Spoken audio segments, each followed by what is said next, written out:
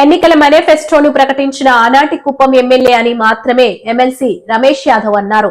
ఇప్పుడున్న ముఖ్యమంత్రిని పట్టుకొని కుప్పం ఎమ్మెల్యే అనలేదు. అందులో తప్పేముంది? బొత్స సత్యనారాయణ శాసన మండలి విపక్ష నేత.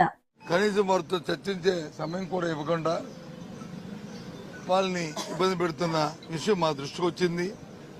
ఉద్యోగ సంఘాలు ఉద్యోగస్తులు కూడా మా సభ్యులందరినీ కూడా కలవడం జరిగింది.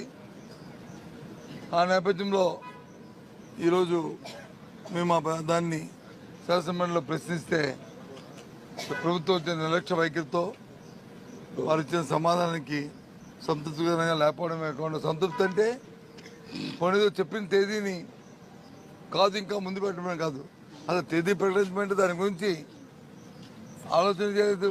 కొన్ని ఎప్పుడు ఇస్తారు బకాయిలు దాని గురించి చెప్పట్లేదు. కొన్ని 15 ఏదైనా దాని ముందు ఒక ఎవరైనా కమిషన్ అపాయింట్ చేయండి అంటే దాని గురించి చెప్పట్లేదు.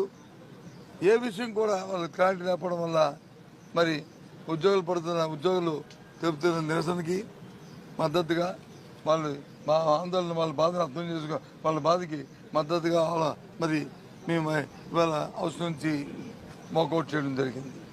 ఆ నేపథ్యంలో ఇకపోతే రెండో అంశానికి వచ్చినప్పటికీ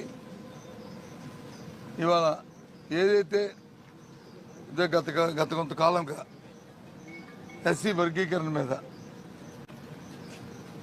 మరి ఆందోళనలు ఉన్నాయో, ఇటుపక్క కానీ అటుపక్క కానీ ఇటుపక్క కానీ, మొదటి నుంచి కూడా మా వైఎస్ఆర్సీ పార్టీ మా జగన్మోహన్ రెడ్డి నాయకత్వంలో మేము ఒక నిర్ణయాన్ని తీసుకున్నాం. ఇది చాలా సున్నితమైన అంశం. దీనివల్ల ఈ అంశాన్ని మనం పరంగా పెట్టుకుని రాజకీయ లబ్ధి కోసం రాజకీయ కోణంలో దీన్ని ఎప్పుడూ చూడడానికి వీల్లేదు. ఏ నిర్ణయం తీసుకున్నప్పటికీ కూడా ఆ నిర్ణయం మళ్ళీ వాళ్ళు అన్నదమ్ముల్లాగే సోదర భావంతో ఉండాలి, అంతే తప్ప వాళ్ళలో మళ్ళీ దాని సంఘర్షణకి తావివ్వకూడదని ఒక నిర్ణయాన్ని మేము మొదటి నుంచి కూడా తీసుకున్నాం.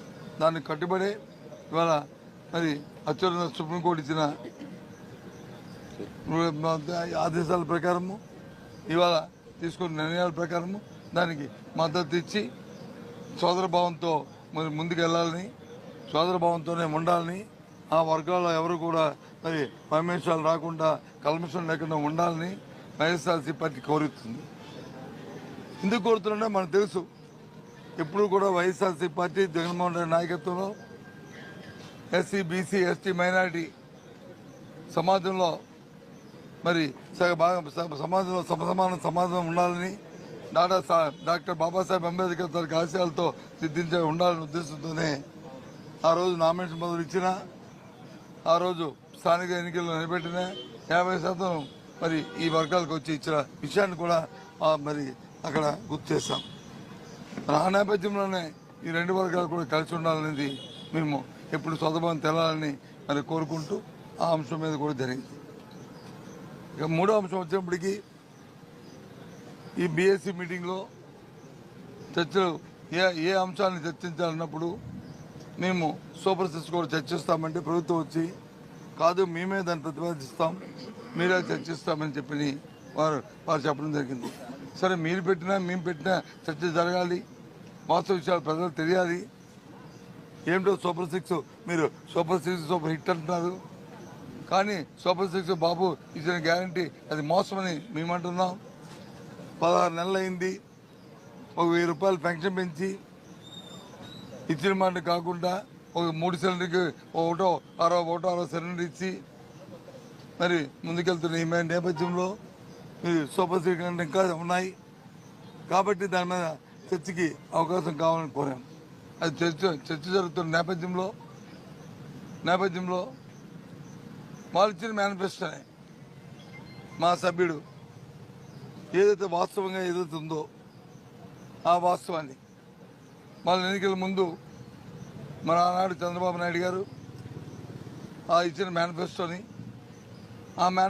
ఇచ్చి మా సభ్యుడు వచ్చి ఆనాటి ఎమ్మెల్యే చంద్రబాబు నాయుడు గారు అని చెప్తే, కుప్పం ఎమ్మెల్యే అని చెప్తే దాన్ని వాళ్ళు కాదు అని వారు చెప్పడం జరిగింది. దాని మీద వాళ్ళు ఆక్షేపం లేదు. కాదు ఆనాడు అనలేదనే మాటని వాళ్ళు అన్నారు.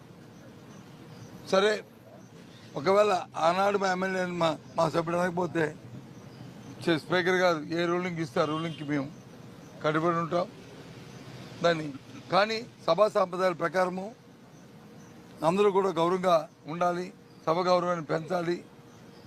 సభలో లేని వ్యక్తుల గురించి సభలను ఏకవచనంతో వాటి మాట్లాడడానికి ఉండకూడదు అని వారు మా నాయకుడి మీద కొన్ని మరి పరుషపాలు నడితే అవి కూడా తొలగించాలని కోరాం. దానికి ఉభయలు అంగీకరించారు. సభా సంప్రదాయ ప్రకారము చైర్మన్ ఇచ్చిన రూలింగ్ని కూడా మరి అందరూ కూడా ఆమోదించాం. మరి వచ్చి సమయం కావాలని కోరారు. మేము కూడా సరే రేపటికి వాయిదా వేస్తుంటే వాయిదా వేయడానికి సభ అందరూ కూడా ఆమోదించారు. సభ వచ్చి రేపటికి ఈ అంశాన్ని పోస్ట్పోన్ చేసి వాయిదా వేయడం జరిగిందనే విషయాన్ని మీ ద్వారా తెలియజేస్తున్నాను.